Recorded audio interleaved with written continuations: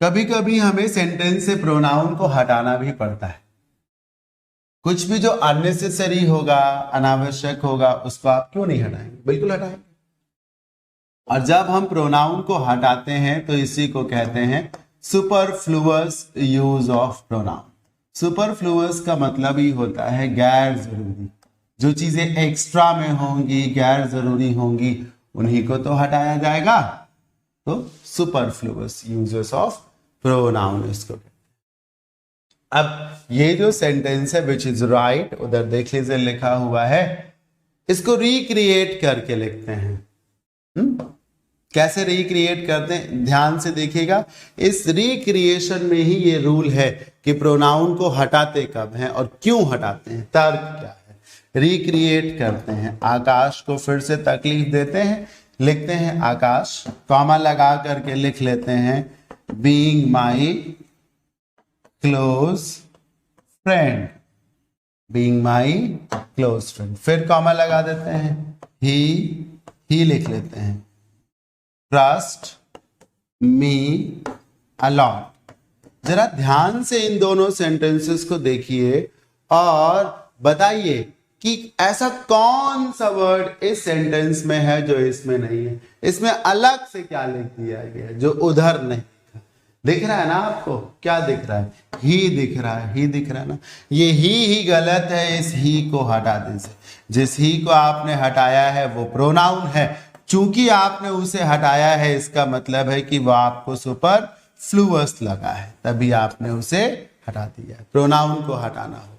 कैसे आप इस बात को समझेंगे? ध्यान से देखिए।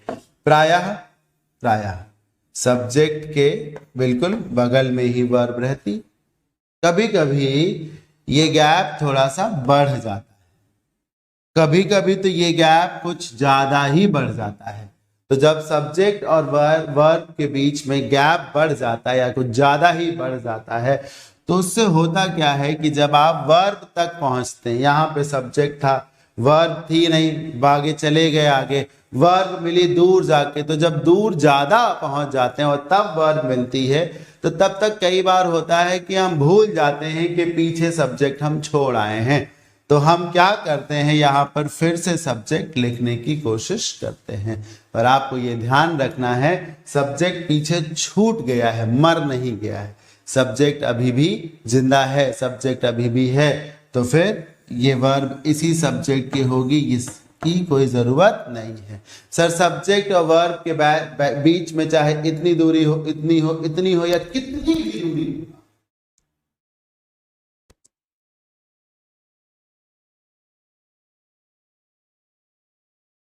माफ करिए, सब्जेक्ट और वर्ब के बीच में चाहे इतनी दूरी हो, इतनी दूरी हो, इतनी दूरी, कितनी भी दूरी क्यों ना हो, सब्जेक्ट का वर्ब पे कंट्रोल बना ही रहता है। वर्ब और सब्जेक्ट के बीच की जो ट्यूनिंग है वो नहीं टूटती। ठीक, चाहे जितना गैप हो जाए, वर्ब के पहले अलग से कोई सब्जेक्ट लगाने की कोई जरूरत नहीं होती। ठीक है ना? ध्यान से देखिए, आपने आकाश सब्जेक्ट लिखा और उस आकाश सब्जेक्ट के बगल में उसकी वर्ब नहीं लिखी, तमाशा लिख दिया। इस तमाशे को कई बार केस इन ऑपोजिशन कहते हैं, कई बार एडजेक्टिव क्लॉज भी कहा जाता है। तो फिर आकाश के बाद आपने आकाश की वर्ब नहीं लिखी तो आकाश क्या करेगा? इस स्ट्रक्चर के रुकने का या समाप्त होने का इंतजार करेगा और ये यहां समाप्त हुआ, तुरंत अपनी वर्ब लगाएगा। ठीक, तो ये ट्रस्ट किसकी वर्ब है? आकाश की। तो आकाश का प्रोनाउन नहीं जाएगा। आ गया होगा समझ में आपको? इसी को कहते हैं सुपरफ्लुअस यूज ऑफ प्रोनाउन। मैं एक दूसरा एग्जांपल आपको दिखाता हूं, ध्यान से देखिए। The car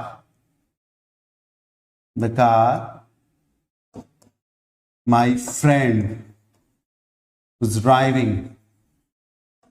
एक कार आपका दोस्त चला रहा था, आप भी बैठे हुए थे, तो तीसरे ने देखा कि आपका दोस्त कोई कार चला रहा है, तो आप उसको बोल रहे हैं या वो पूछ रहा है कि वो कार किसकी थी जो आपका दोस्त चला रहा था। तो आप ट्रांसलेशन करके बता रहे, the car my friend was driving it was mine। हाँ, वो कार जो मेरा दोस्त चला रहा था वो मेरी कार थी। अब इसमें क्या गलत हुआ है, आपने द कार सब्जेक्ट लिखा पर उसके बाद आपने उसकी वर्ब नहीं लिखी, लिख दिया कुछ और, ये एडजेक्टिव क्लॉज टाइप से है। विच माई फ्रेंड वॉज ड्राइविंग भी लिख सकते थे आप, पर आपने नहीं लिखा, कोई बात नहीं। तो ये कार सब्जेक्ट इसके रुकने के बाद यहां पर अपनी वर्ब लगाएगा, तो इसकी कोई जरूरत नहीं है, ये इट हटाओ। और जिस इट को आप हटा रहे हो साहब, वो इट क्या है, प्रोनाउन है। I am giving you one more example, उससे भी आप समझने की कोशिश करिए। The girl who is playing there is, she is my only child। एक बच्ची कहीं पर खेल रही है और आप कह रहे हैं वो बच्ची, वो जो वहां दिख रही है खेल रही है ना, वो बच्ची जो वहां खेल रही है, द गर्ल सब्जेक्ट हो गया, और इस सब्जेक्ट के बगल में इसकी वर्ब नहीं लिखी, लिख दिया कुछ और। तो ये सब्जेक्ट इस कुछ और के रुकने का इंतजार करेगा और वहां पर अपनी वर्ब लगाएगा, इज आई भी, लेकिन उसके पहले परोपकार के स्वरूप में शी को लगा दिया गया। परोपकार नहीं चाहिए आपको सर, जब इस सब्जेक्ट की वो वर्ब है तो फिर से कोई सब्जेक्ट ना आए। ठीक, उम्मीद है आपको जरूर समझ में आया होगा कि कब प्रोनाउन सुपरफ्लुअस हो जाता है। अक्सर प्रोनाउन जो सुपरफ्लुअस होता है वो सब्जेक्टिव फॉर्म में ही होता है, इसीलिए मैंने एग्जांपल्स भी आपको सब्जेक्टिव फॉर्म के ही दिए। कैसा लगा जरूर बताएं।